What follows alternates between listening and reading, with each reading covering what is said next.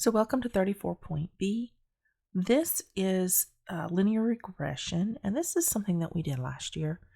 It's basically finding a format of the line, but we are substituting in different compounds for it. And this is what we would find with an experiment, data points that happen as a result of that experiment. And all we're doing is we're taking whatever is on the x-axis and substituting it in for the x value, whatever's on the y-axis and substituting it in for the y value. So our format of the line that we would have would be S, which is, we'll just use S for salt, would be our y value because it's on the y-axis. And then we would have the slope of the line times C, which is on our x-axis. And that would be plus RB. This would be the format of the line. It's the same as y equals mx plus b. It's just that our y is carbon. No, our y is salt and our x is carbon. And so that's how we rewrite the format of the line. And we're going to do the same thing that we normally do. We find the slope. We insert or sub in some points to find b, and then we rewrite the line the way it should be. All right, so let's just go ahead and find some data points. And the book gives us data points here. It gives us this point to use, which is 40 and 0. Yeah, that's 0. So 40 and 0 is the first point that it tells us to use. And then it tells us to use the last point, which is, in this case, 160 and 10. Now, the cool thing about these that we're going through now is that instead of just giving us the chart, it's also giving us the data set.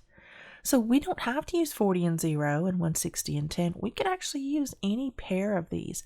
So this would be a point, this would be a point, this would be a point, and so forth and so on. Each one of these, this is going to be the x, and this is going to be the y.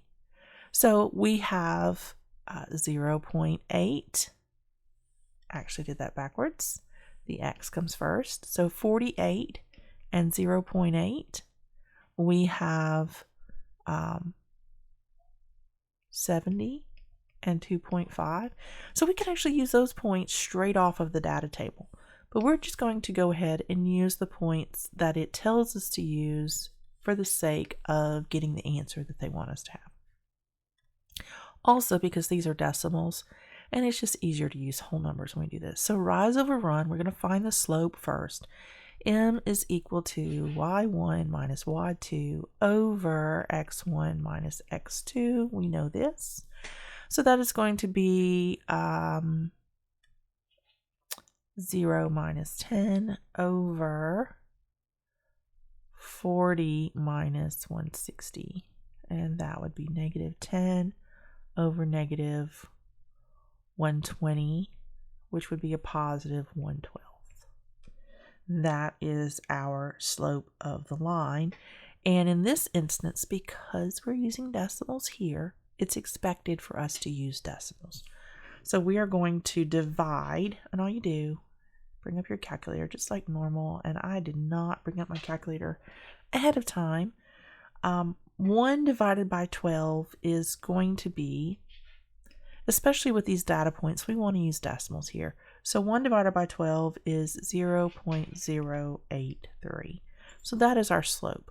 So our format of the line would be S is equal to 0.083 C plus B.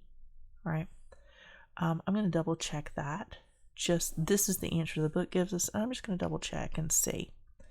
So 1 divided by 12 is that. And it goes all the way to the 3 because 3 is your repeating decimal and it stops there. And that's what you want to do whenever we have this. You want to go to where the decimal repeats or to the most significant number. In this case, 3 is a significant number because it is the repeating factor here. It's the repeating place value. It just continues. So you would stop with that first 3. If you had a 0 here, then you would stop at the 8, right? Because 0 is an insignificant number because it's just basically a placeholder. So that's how you would determine. You want to look and see what they are. You wouldn't do 0 point or 0.083333. You would stop at the first 3.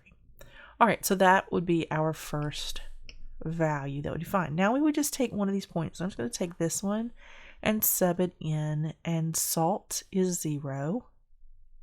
And then 0.083. My carbon would be 40 because it's the X value plus B. So I am going to say 0.083 times 40 is 3.32. So 0 equals 3.32 plus B. So negative 3.32 is my B value. So my line here that I would use is S is equal to 0.083 C minus 3.32. And that would be the answer I'm looking for. All right, pretty straightforward. We've got maybe 1 or 2 of these practice problems.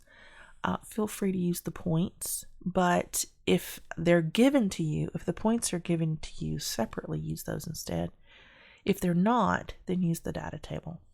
And that's all we have for 34B. We do have 34C, so after you do the practice problems for 34B, go on to those.